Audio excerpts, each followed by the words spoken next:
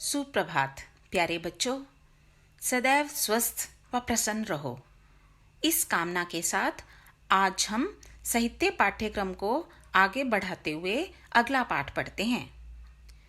बच्चों, त्योहार व मेले हमारे जीवन में खुशियों व उत्साह का संचार करते हैं, हमारे नीरस जीवन को सरस बनाते हैं। हमारे यहाँ भी अब मेलों व त्योहारों का मौसम आने वाला है। ये त्योहार सबके जीवन में सदैव खुशियाँ लेकर आएं, यही कामना है। पर आजकल कोविड-19 के कारण हमें इन त्योहारों व मेलों में सभी सावधानियों का पालन अवश्य करना होगा, ठीक है ना? अच्छा बच्चों, आज हम जो पाठ पढ़ेंगे वह भी ईद के मेले पर आधारित है। जैसे हमारा प्रमुख त्योहार दिवाली है, इसी प्रकार मुस्लिमों का प्रमुख त्योहार ईद है। 30 रोज़ों अर्थात 30 फास्टिंग्स के बाद जब ईद का त्योहार आता है तो वे बहुत खुश होते हैं। उस दिन सब नए नए कपड़े पहनकर ईदगाह जाकर नमाज पढ़ते हैं, मेले लगते हैं और घरों में इनका प्रिय पकवान सवैयाँ, जिसे हम सेवियाँ कहते हैं, बनता है। हमारे आज के पाठ में भी एक बच्चा हामिद है, जिसके माता पिता अब इस दुनिया में नहीं हैं। वह अपनी दादी के साथ रहता है, पर ईद के दिन उसकी दादी उदास हैं, क्योंकि हामिद को मेले पर भेजते समय उसे देने के लिए उनके पास पैसे नहीं हैं। आइए आगे हम कहानी पढ़कर जानते हैं। आप भी अपनी पुस्तकें खोलकर साथ साथ पढ़ेंगे। पाठ 10 ईदगाह, पृष्ठ संख्या 78 78। तो अब चलिए कहानी का आनंद लेते हुए इसे पढ़ते हैं। ईदगाह, ईदगाह का मतलब वह स्थान जहाँ ईद के दिन नमाज पढ़ी जाती है। तो पहले ऊपर दिया गया लेखक का कथन पढ़ते हैं। सभी बच्चे ईद के मेले में जा रहे हैं। किसी ने झूला झूला तो किसी ने मिठाई खाई, किसी ने अपनी पसंद के खिलौने खरीदे। पर हामिद ने ऐसा क्या लिया जिससे उसकी दादी का मन गदगद हो गया? आओ पढ़ें। गदगद मतलब प्रसन्न, बहुत अधिक प्रसन्न। तो आगे एक बॉक्स में लेखक ने काम दिया आपको मिलाने का। तो ऊपर त्योहारों के नाम हैं ईद, दिवाली और होली। तो ईद की विशेषता क्या है? सवैयाँ पकती हैं, अभी हमने बात की। तो सवैयों के साथ हम ईद को मिलाएंगे, ठीक है। उसके बाद है दिवाली।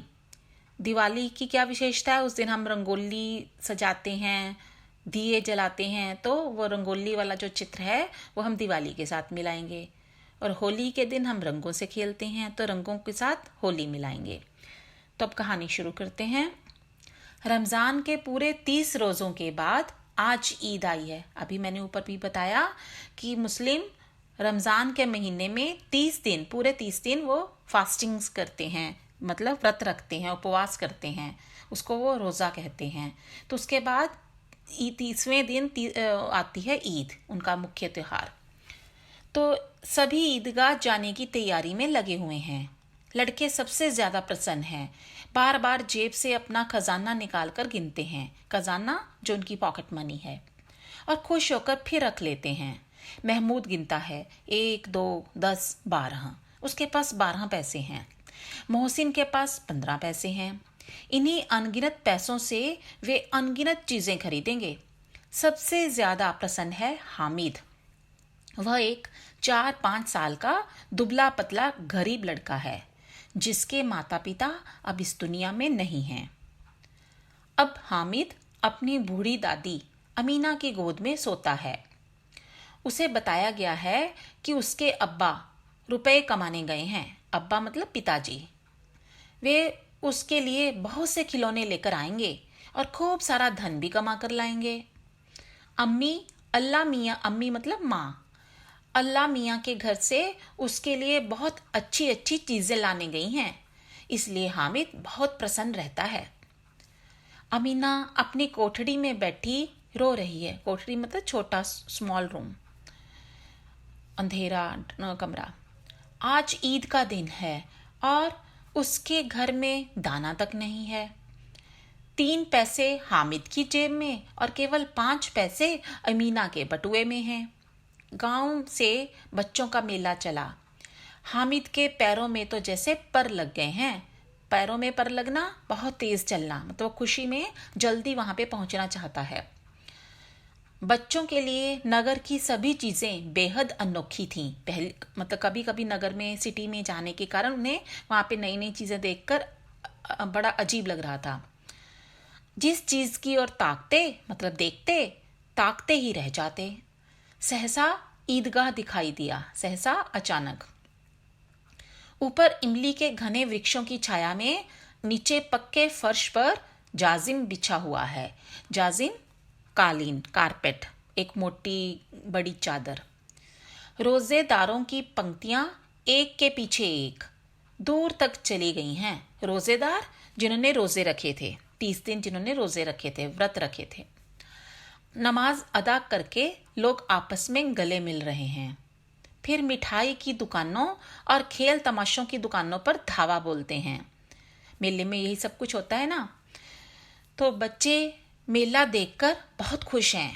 यह चरखी है। लकड़ी के हाथी, घोड़े, ऊंट छड़ों से लटके हुए हैं। 1 पैसे में बैठकर 25 चक्रों का मजा लो। महमूद, मोहसिन, नूरे और सम्मी इन पर बैठते हैं। हामिद अपने पैसे जरा सा चक्कर खाने के लिए नहीं खर्च सकता।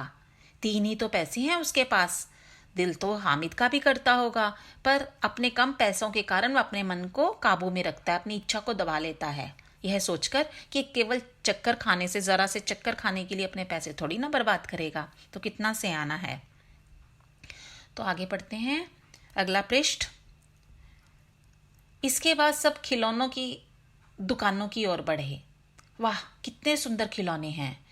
महमूद सिपाही लेता है, खाकी वर्दी और लाल पगड़ी वाला, कंधे पर बंदूक रखे हुए।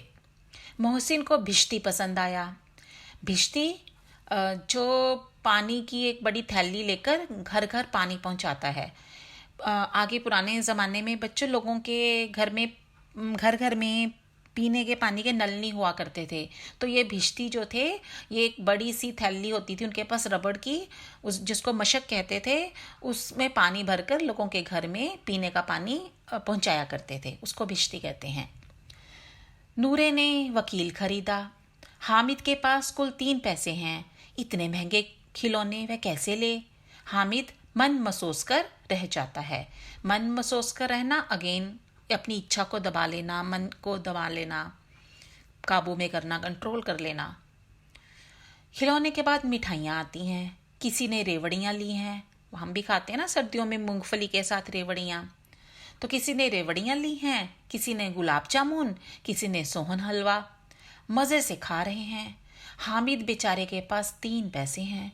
ललचाई आंखों से सबकी ओर देखता है तो बच्चा ही ना, उसका भी दिल करता तो है खाने को, पर को कुछ नहीं कर पाता, कम पैसे हैं ना उसके पास।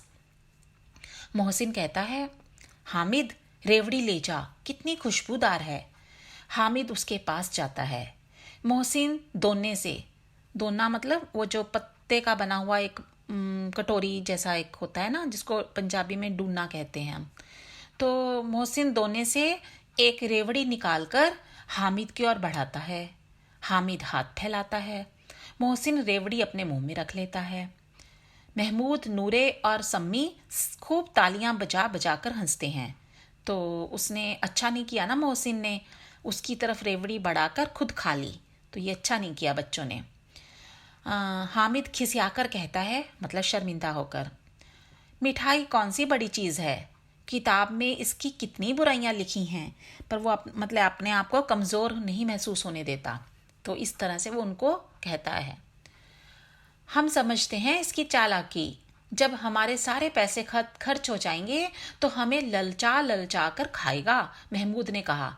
तो उनको लगा कि ये कुछ भी नहीं खरीद रहा हामिद, तो इसका मतलब है ये चालाक है, जब हमारे सारे पैसे खत्म हो जाएंगे तब हमें दिखा दिखा कर ये भी खाएगा चीज़ें। तो मिठाई के बाद कुछ दुकानें लोहे की चीज़ों की हैं। लड़कों के लिए यहाँ कोई आकर्षण नहीं था। आकर्षण मतलब खिंचाव, कोई अट्रैक्शन। वे सब आगे बढ़ जाते हैं। अब छोटे बच्चों ने उन चीज़ों से क्या लेना, सब आगे बढ़ जाते हैं। हामिद लोहे की दुकान पर रुक जाता है। कई चिमटे रखे हुए थे।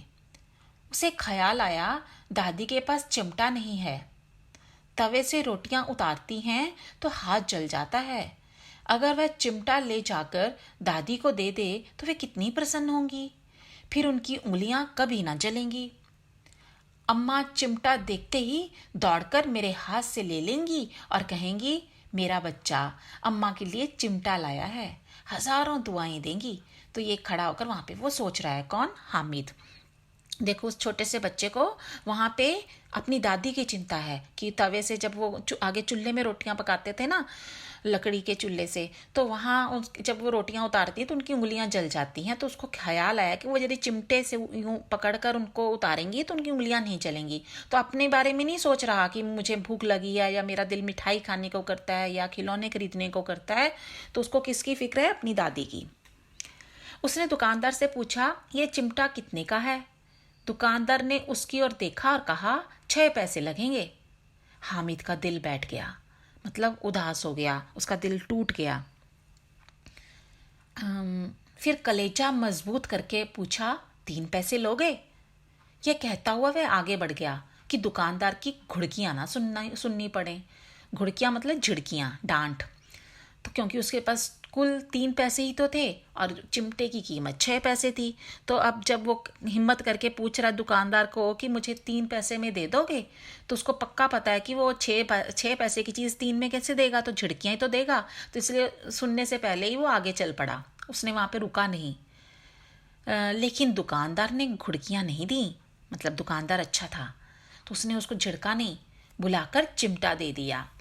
हामिद ने उसे इस तरह कंधे पर रखा मानो बंदूक है और शान से अकड़ता हुआ संगियों के पास आया। संगी मतलब साथी, उसके जो मित्र थे। 11 बजे सारे गांव में हलचल मच गई। मेले वाले आ गए। तो वो सब शहर गए थे ना मेला देखने, अब वो वापस अपने गांव लौट आए हैं। तो लोगों में वहाँ पे सब जो वहाँ पीछे थे उनमें हलचल मच गई कि मेले वाले लोग आ गए हैं।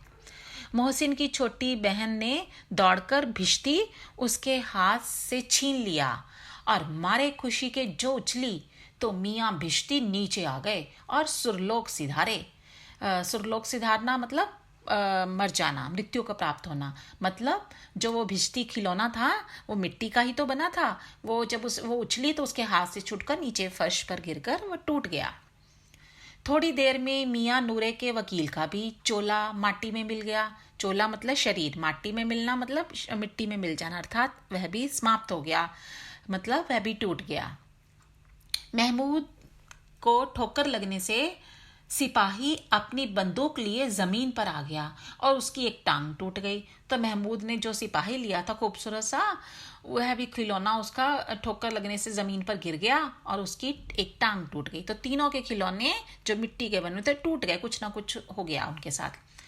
इधर हामिद की आवाज सुनते ही अमीना दौड़ी और उसे गोद में उठाकर प्यार करने लगी।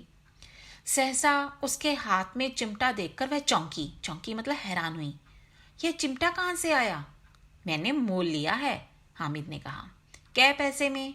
कै मतलब कितने पैसे में? 3 पैसे दिए। अमीना ने छाती पीट ली, मतलब बहुत दुखी हुई। ये कैसा नासमझ लड़का है कि दोपहर हो गई, कुछ खाया ना पिया, चिमटा उठा लाया। तो दादी अपने बच्चे हामिद के लिए परेशान है कि सुबह से क्या हुआ, दोपहर हो गई और इस छोटे से बच्चे ने वहां ना कुछ खाया ना पिया और मेरे लिए चिमटा उठा लाया। हामिद ने अपराधी भाव से कहा। अब हामिद को लगा कि शायद उसने कुछ गलती कर ली है, तो वो अपराधी भाव से बोला, तुम्हारी उंगलियां तवे से जल जाती थीं, इसलिए मैंने इसे ले लिया। बुढ़िया का क्रोध तुरंत स्नेह में बदल गया। बुढ़िया मतलब उसकी जो दादी थी, गुस्से में थी ना कि उसने अपने बारे में ना सोचकर ये चिमटा ले लिया, तो अब वो उसका जो गुस्सा था वो प्यार में बदल गया। बच्चे में कितना त्याग, कितना सद्भाव और कितना विवेक है। त्याग मतलब सैक्रिफाइस, सद्भाव मतलब अच्छी भावनाएं, और कितना विवेक मतलब कितनी बुद्धि है। दूसरों को खिलौने लेते और मिठाई खाते देखकर इसका मन कितना ललचाया होगा। वो दादी सोच रही हैं कि है तो बच्चा ही ना छोटा सा, जब बाकी बच्चों को कुछ खाते हुए या खिलौने लेते हुए देखता होगा तो इसका मन भी ललचा रहा होगा कि मैं भी खा लूँ, मैं भी खरीद लूँ खिलौने। इतना जब्त इससे हुआ कैसे? जब्त मतलब सहना। इतना सहन कैसे कर सका? ये सब कैसे सह लिया उसने? अपनी इच्छा को, अपने दिल को कैसे कंट्रोल किया? वहां भी इसे अपनी बुढ़िया दादी की याद बनी रही।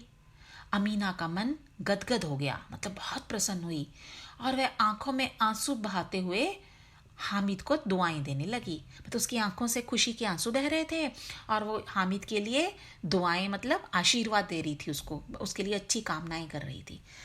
तो बच्चों, आशा है आपको ये कहानी बहुत अच्छी लगी होगी। इस कहानी से हमने यह सीखा कि हमें भी जहाँ तक हो सके अपने बड़ों, दादा दादी, नाना नानी, माता पिता का और उनकी ज़रूरतों का ध्यान रखना चाहिए। ऐसा करके हम उन्हें बहुत बड़ी खुशी देते हैं, साथ ही उनके ढेर सारे प्यार व सम्मान के हकदार बनते हैं, है ना? तो इस पाठ का अभ्यास कार्य हम अगली बार करेंगे। Take care, bye bye.